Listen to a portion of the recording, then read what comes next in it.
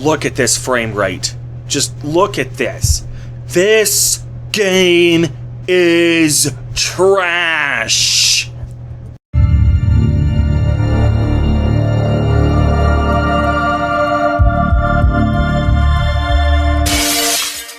Splinter Cell Conviction was released on April 13th, 2010 for the Xbox 360 and PC, and was released later for the iOS, Android, OnLive, and Windows Phone. To date, this is the only game in the Splinter Cell franchise to not be released on a PlayStation console. Oh, trust me, you guys are better off without this stinker. Today, I will give a retrospective analysis of the PC version of this piece of shit, masquerading as a video game. What's up guys, Thorn here, and welcome to another video game analysis video. I do these analysis and discussion videos on a regular basis, so if you'd like to see more of them, hit that subscribe button to stay notified. Once again, I cannot just simply fucking launch the game from the Steam's launch page. I don't need any widescreen fixes this time around. Oh god, I hope not. Not for a game that came out in 2010. But I still need to run the game in compatibility mode for Windows 7. Oh, but if you think that's all you need to do, think again. See, there's this launcher in the game's files. Now, Double Agent also had a launcher in addition to the actual game, but this isn't the actual launcher for the game. Instead, it's just an installation executable for the launcher. Seriously, Ubisoft? What the fuck? Why couldn't you just give me the launcher executable when I downloaded the fucking game? You can't even launch the game yourself just by going to the game's own executable and double-clicking on that either. That works for most games, but for this game you absolutely must have the launcher executable installed, and you have to install it yourself first. Fucking hell! Okay, the launcher is installed. Now let's play the damn game, right? Nope! Whenever I try to launch the game, I always get this error message. Now, you would think that after 10 motherfucking years, this game would have worked out the kinks on its always online DRM service. Well, no, it turns out that's not actually what happened. See, I went on Reddit and asked for some help. As it turns out, I absolutely need Uplay installed on my computer in order to play this game. Well then, why didn't this error message just tell me you need Uplay installed on this damn computer in order to play this piece of shit game? Why did it give me some vague-ass message that just tells me to try again later? Oh my fucking god, I haven't even gotten to the main menu yet, and this game already has me at my wit's end. So, after installing this goddamn game launcher, seriously, why do I need this thing if I already bought the game on Steam? Then I can finally access the main menu. Frankly, I'm surprised there weren't other shit I needed to do in order to ensure the game didn't crash to desktop as soon as I tried to load up the game, like in Pandora Tomorrow.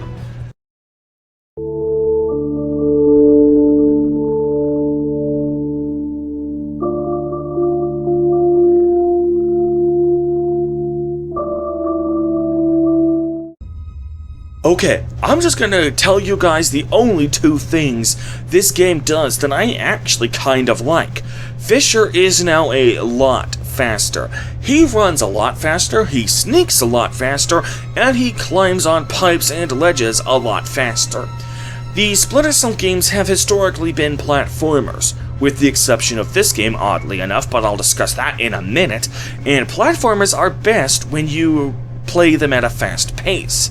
Not necessarily a breakneck pace, but quick enough where you still need some reaction time to properly navigate the levels. Now, I've previously given the Splinter Cell games a pass for their slower pace, since moving slowly was the best way to avoid making noise in these games, and since not making noise was a primary game mechanic, I typically forgave the slow movement speed. But now that I've experienced a faster pace when moving across ledges and pipes, I can definitely say that I prefer this speed when I'm doing platforming instead of just sneaking. In the past games, Sam moved slowly to avoid making noise, but he was able to really book it when he needed to. But the ledges and pipes in the older games just brought the gameplay to a screeching halt for no reason. You weren't even moving slowly in order to avoid making noise either, because this was how fast Sam moved, even at his highest speed.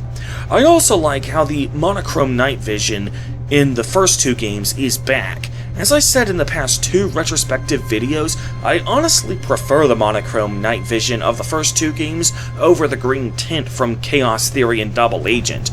Unfortunately, I do not like how I am unable to turn the night vision on and off at will. My vision switches to monochrome whenever I'm in shadow and goes to full color when I'm in the light. That's it. Now, those are the only two compliments that I'll be paying this game for the rest of the video. So if you guys enjoy positivity in your reviews, I highly recommend you click away now. The first major sin this game has going against it is that it's not a stealth-focused platformer. Instead, it's a tactical third-person shooter with light stealth elements and even lighter platforming elements. Right off the bat, this is a huge barrier for me personally enjoying this game. I am not a fan of the shooter genre. Call of Duty, Halo, Battlefield, Fortnite, no thanks. If you guys enjoy those types of games, more power to you, although please stay at least 500 yards away from me. And not just because of the coronavirus either, but just so I don't get your COD cooties. This is honestly a very baffling decision on Ubisoft's part. Many franchises in the past and present have attempted to branch out into different genres, and yet it is extremely rare for such an experiment to actually be a success. Once in a blue moon, like with Mario, you can have a franchise that can perform equally well across all types of genres, but for the most part, whenever a franchise decides to dip its toes into a new genre, that typically falls flat.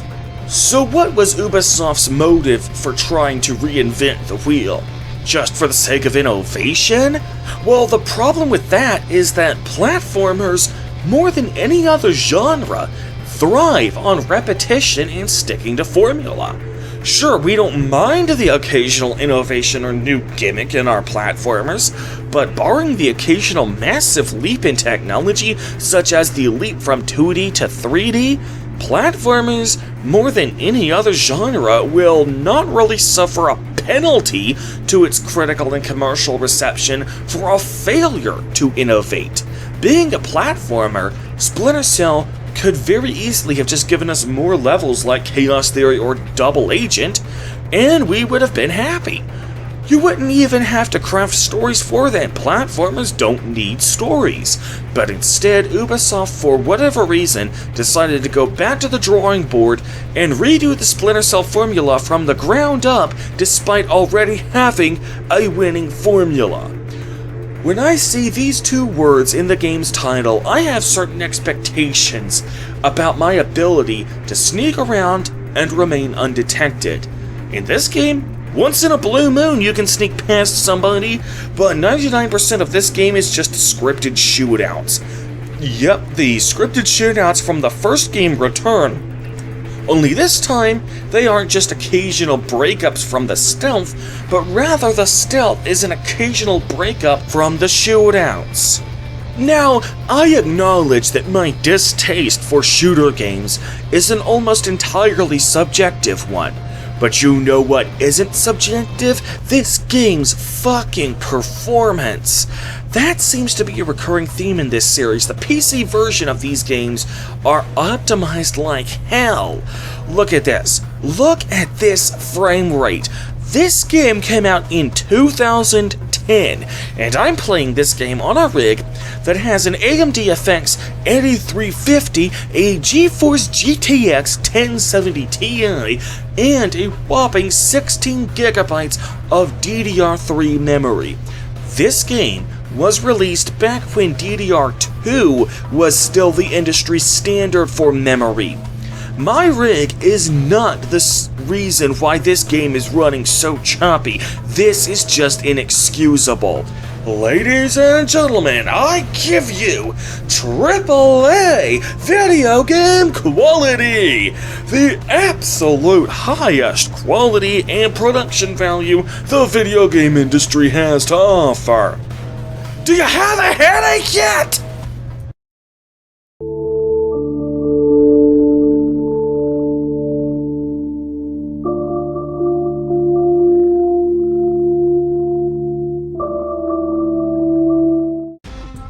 A lot of people criticize Blacklist for not having the quote-unquote real Sam Fisher, since that game replaced Michael Ironside as the voice of Sam Fisher and replaced him with a guy who didn't understand Sam's subtle quirks and character traits. I disagree. I admittedly haven't played Blacklist yet, but just after having played this game, I can safely say that this piece of shit game is the game that truly doesn't have the real Sam Fisher. Oh sure, he's still voiced by Michael Ironside, but so? Ironside has done hundreds of fictional characters over the years. The voice actor alone is not enough to sell me that this is the same character from the first 4 games.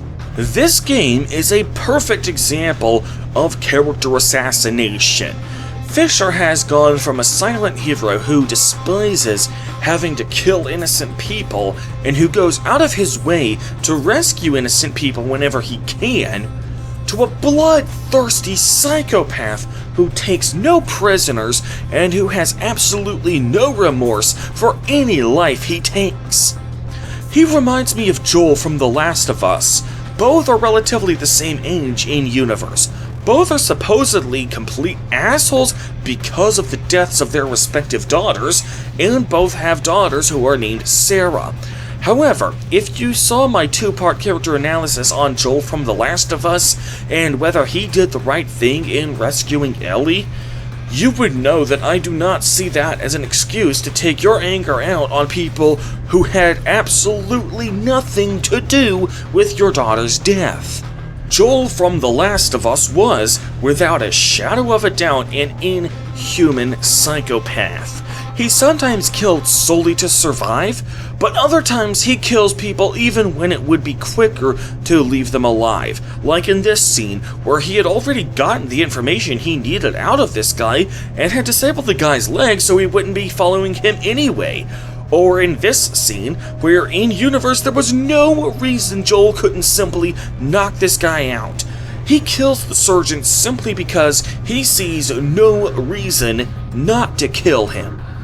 Sam Fisher, in this game, is just as despicable. However, Joel at least has the excuse that his daughter is actually dead.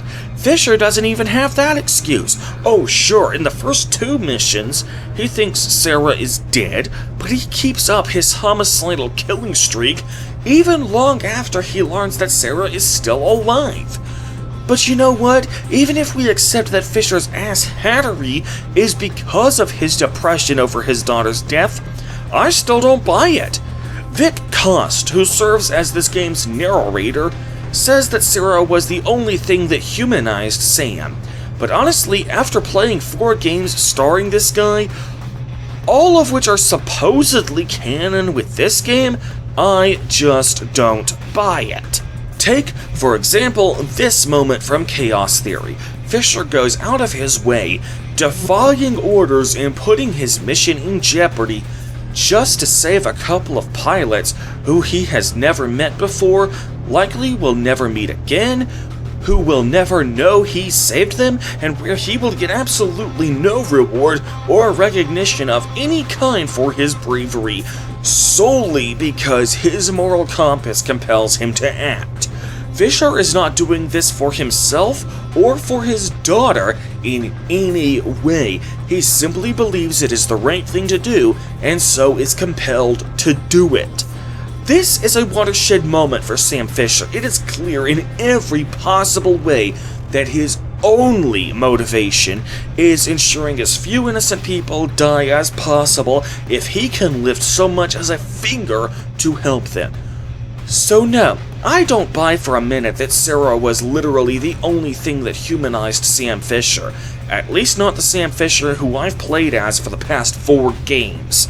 So, considering that we've went ahead and thoroughly assassinated Sam's character, why don't we go ahead and assassinate Lambert's character as well? About 2/3 the way through the game, we hear a recording from Lambert where he admits that he faked Sarah's death in order to protect her from a mole who wanted to kill Sarah in order to get to Fisher. Okay, that kinda makes sense, that you might want to fake her death in order to make the mole think she was dead, but then why did you have to fucking lie to Sam about it? Did you suspect Sam himself was the mole?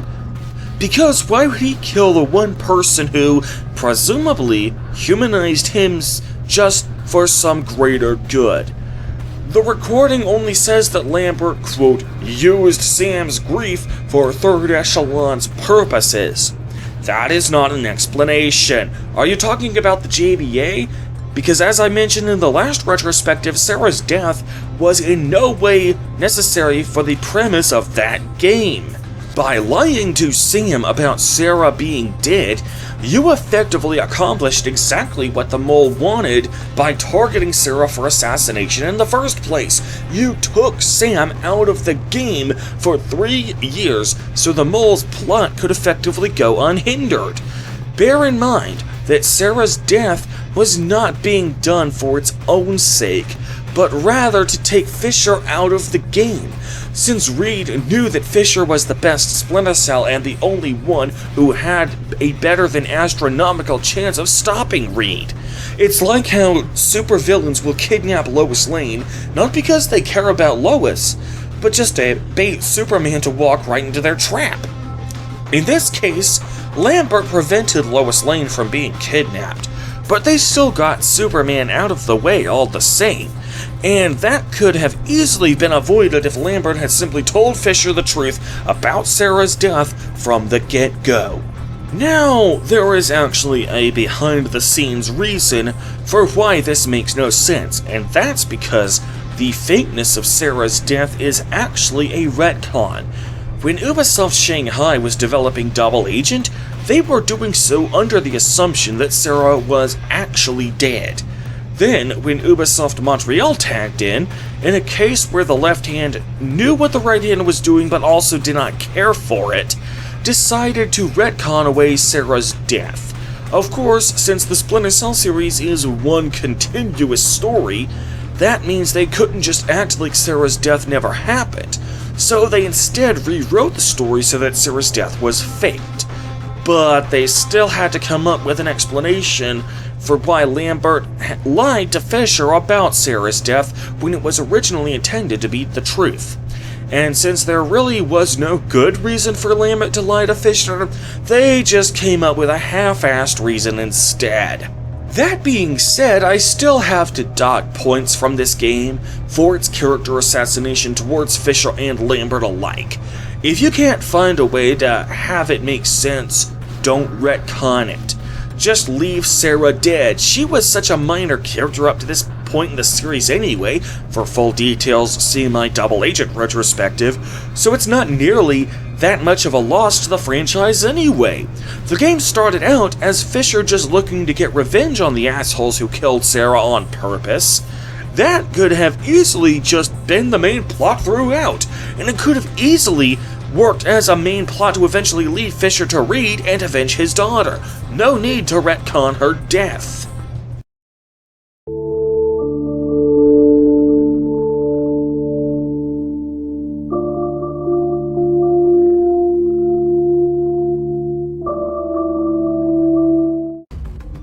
Now, some of you might have already noticed that this retrospective video is significantly shorter than every other video in the Splinter Cell retrospective series so far.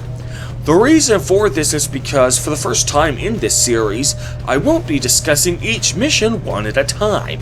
The reason why I won't be doing that is because, well, there's really not much I can say. They all blend together, honestly. The only real difference is the aesthetics of each level, and even then, the differences are hardly noticeable. So instead, I'll just talk about my favorite and least favorite levels, and I should emphasize that favorite is extremely relative here. My least favorite level is the one that takes place in Iraq. It's a flashback level, and the only level in the franchise so far where you play as someone other than Sam Fisher.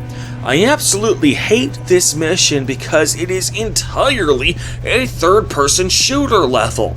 There are no shadows to hide in, so the entire level is just one great big shootout. If I wanted to play a shooter game, I'd just play Rainbow Six, or Cock and Dookie, or I would just kill myself. I do not honestly have the patience to play this level the right way, so instead I just went ahead and downloaded a cheat app called the Splinter Cell Conviction Trainer, which gave me infinite health, ammo, etc. Got a problem with that? Piss off! Not only was this level a complete pain on the ass, but it was completely unnecessary even as a filler mission. In previous games, I complained about how some missions just existed as pure padding, just to pad out the game so that it had 10 missions. Well, in this game, we actually have 11 missions, or scenes as they are called in this game. So you could have literally removed this level in its entirety, replaced it with nothing, and you would still have had 10 missions. Of every level in the game, the one that comes closest to actually being good is the parking lot of Third Echelon. If the guards detect us, if the cameras detect us, or if the guards discover a dead body, the entire building will go into lockdown, making it impossible for us to enter. This means that the only way to complete this first section of the mission is to sneak past everyone and remain undetected. No! Stealth in a Splinter Cell game? Who'da thunk? What's next? Quests and NPCs in a Fallout game? However, remember what I said a moment ago, that favorite is relative here. This section of the game is the only section where the emphasis is on stealth, but the fact that this section of the game has a zero-tolerance policy for literally any detection means that I am once again relegated to trial and error and a lot of frustrating reloads. In addition to the scripted shootouts of the first two games, it seems that this game can't help but bring back the trial and error of those games as well. But of course, even in this mission, it's only the parking lot that actually comes even remotely close to being good. Once you finish up with that section of the mission, you enter the elevator and then enter Third Echelon proper. This mission is not only just one scripted shootout after another, but it completely shits all over the Splinter Cell lore. Third Echelon is presented here as just another government building, existing out in the open where anybody and their mother can enter the front lobby. It even has a front desk receptionist who appears to just be a civilian. Bear in mind that Third Echelon is supposed to be one of the most secretive government agencies in the world. Its very existence completely shits all over the US Constitution. If a Splinter Cell gets killed or captured in the line of duty, the US government will disavow any knowledge of their existence. Whenever Sam Fisher saved the day in previous games, the president would just pick somebody at random to give all the credit to in order to avoid having to publicly acknowledge that such a blatantly unconstitutional agency exists. But this place honestly feels about as secretive as somebody wearing a big, bright, neon pink "Shh, I'm a Ninja" t-shirt. If Third Echelon has a headquarters like this, it seems completely ludicrous that its existence is kept a secret from anybody. How can the government possibly deny that Third Echelon exists when it's literally right here in the open and civilians are able to walk around freely in the front lobby? Gah!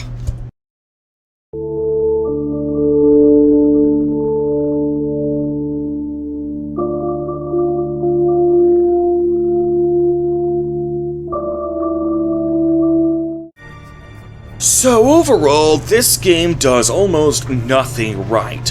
It completely butchers the gameplay the Splinter Cell franchise is supposed to be about. It assassinates the characters of both Fisher and Lambert for no good reason. And the lore of how Third Echelon works is completely undone for absolutely no conceivable reason at all, let alone a good one. Because of this, it should come as no surprise to any of you that I rank this game at the absolute bottom of the list, below Splinter Cell 1. This game has absolutely no business carrying the name Splinter Cell. Next time, I will provide a retrospective analysis of the final game in the series, Splinter Cell Blacklist. In the meantime, however, please like, share, comment, subscribe, and also please consider supporting me on Patreon or with channel memberships. In the meantime, however, I am Acer Thorn, and I will see you guys later.